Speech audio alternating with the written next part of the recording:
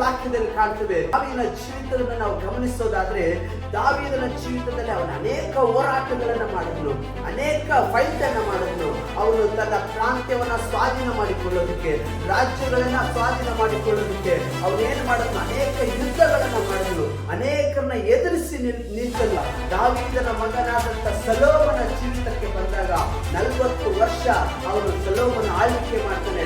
ಆ 40 ವರ್ಷ ಅವನ ಜೀವಿತದಲ್ಲಿ ನಾವು ಕಾಣ್ತೇವೆ, ಒಂದು ಯುದ್ಧವು ನಡೆಯಲಿಲ್ಲ. ಹಾಲೆಲೂಯಾ. ಒಂದು ಯುದ್ಧವು ಅವನ ಜೀವಿತದಲ್ಲಿ ನಡೆಯಲಿಲ್ಲ.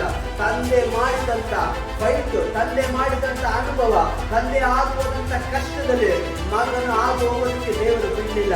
ದೇವರು ಏನ್ ಮಾಡಿದ್ರು, ದಾವೀದನ ಜೀವಿತದಲ್ಲಿ ಅದಕ್ಕೊಂದು ಪುಸ್ತಕವನ್ನ ಇಟ್ಟನು. ಮತ್ತೆ ಮರುಕಳಿಸಿದ ಹಾಗೆ, ತಲೆಮಾರುಗಳಿಗೆ ಮರುಕಳಿಸಿದ ಹಾಗೆ, ತಂದೆ ಮಾಡಿದಂತ ಕಷ್ಟಗಳು, ತಂದೆ ಪಟ್ಟಂತ ವೇದನೆಗಳು, ತಂದೆ ಮಾಡಿದಂತ ಯುದ್ಧಗಳು ಮಗನು ಮಾಡದೇ ಇರೋ ರೀತಿಯಲ್ಲಿ ತಂದೆಯ ಜೀವಿತದಲ್ಲಿ ದೇವರೊಂದು ಪುಸ್ತಕವನ್ನ ಇಟ್ಟನು. ಇವತ್ತು ದೇವರ ಮಕ್ಕಳೇ, ಅದನ್ನೇ ದೇವರ ವಾಕ್ಯ ಹೇಳ್ತಾ ಇದೆ. ಇವತ್ತು ನಿನ್ನ ಪರಿಸ್ಥಿತಿ ಏನೇ ಆಗಿರ್ಬೋದು, ನಿನ್ನ ಅವಸ್ಥೆ ಏನೇ ಆಗಿರ್ಬೋದು, ಆದ್ರೆ ಅದಕ್ಕೊಂದು ಪುಸ್ತಕವನ್ನ ದೇವರು ಇಡ್ತಾನೆ. ಎಷ್ಟು ವರ್ಷದ ಹಳೆ ರೋಗವಾಗಿರ್ಬೋದು, ಎಷ್ಟು ವರ್ಷದ ಹಳೆ ಬಾಧೆ ಆಗಿರ್ಬೋದು, ಇವತ್ತು ದೇವರು ಅದಕ್ಕೊಂದು ಪುಸ್ತಕವನ್ನ ಇಡ್ತಾನೆ.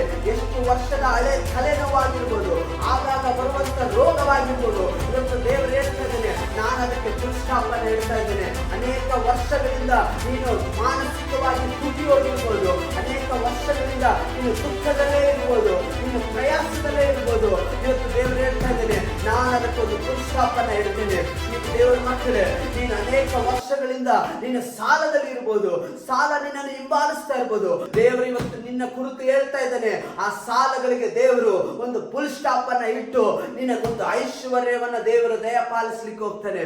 ಹಾಗಾದ್ರೆ ದೇವರ ಮಕ್ಕಳೇ, ಕರ್ತನು ನೀನು ಯಾವುದ್ರಲ್ಲೆಲ್ಲ ನೀನು ಭಾರ ಪಡ್ತಾ ಇದೆಯೋ ಅದಕ್ಕೆಲ್ಲದಕ್ಕೂ ಫುಲ್ ಸ್ಟಾಪ್ ಅನ್ನ ಇಟ್ಟು ಒಂದು ಆಶೀರ್ವಾದದ ಬಾಗಿಲನ್ನ ದೇವರು ನಿನಗಾಗಿ ತೆರೀತಾನೆ.